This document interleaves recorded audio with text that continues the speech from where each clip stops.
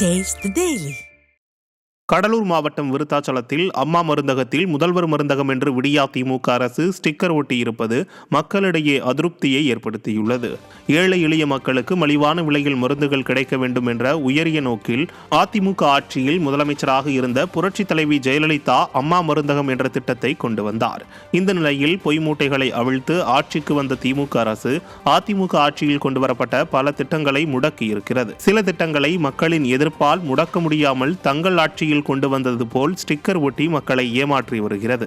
அந்த வகையில் விருத்தாச்சலத்தில் உள்ள அம்மா மருந்தகத்தை முதல்வர் மருந்தகம் என்று ஸ்டாலின் உருவப்படத்தை வைத்து திமுக அரசு ஸ்டிக்கர் ஒட்டியிருக்கிறது. விடியல் தருவதாக விளம்பரம் செய்தவருக்கு புதியதாக திட்டங்களை உருவாக்க தெரியவில்லை.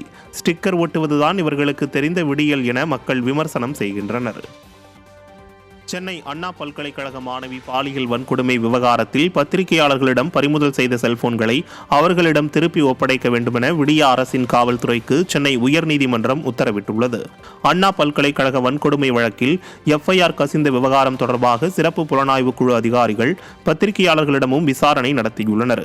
அப்போது அவர்களிடமிருந்து செல்போன்களை பறித்து துன்புறுத்தியதாக குற்றச்சாட்டு எழுந்தது. இதுகுறித்து சென்னை உயர்நீதிமன்றத்தில் பத்திரிகையாளர்கள் தாக்கல் செய்த வழக்கு விசாரணைக்கு வந்தபோது பேசிய நீதிபதி பத்திரிகையாளர்களை துன்புறுத்தக்கூடாது என காவல்துறைக்கு உத்தரவிட்டார். மேலும் பத்திரிகையாளர்களுக்கு 3 முறை சம்மன் அனுப்பியது ஏன், எஃப்ஐஆர் கசிந்தது தொடர்பாக வேறு யாரையெல்லாம் விசாரித்தீர்கள், கோட்டூர்புரம் காவல் ஆய்வாளரை விசாரித்தீர்களா, அவரது வாக்குமூலம் எங்கே என்றும் சரமாரியாக கேள்விகளை எழுப்பினார்.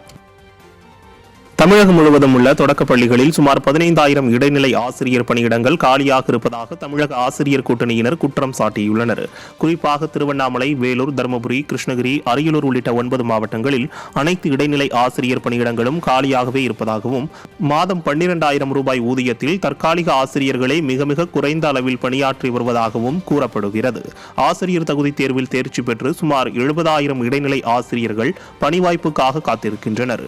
திமுக ஆட்சிக்கு வந்த காலியாக உள்ள ஆசிரியர் பணியிடங்கள் உடனுக்குடன் நிரப்பப்படும் என்று கொடுத்த வாக்குறுதி ஸ்டாலினுக்கு நினைவிருக்கிறதா என தமிழக ஆசிரியர் கூட்டணியினர் கேள்வி எழுப்பியுள்ளனர்.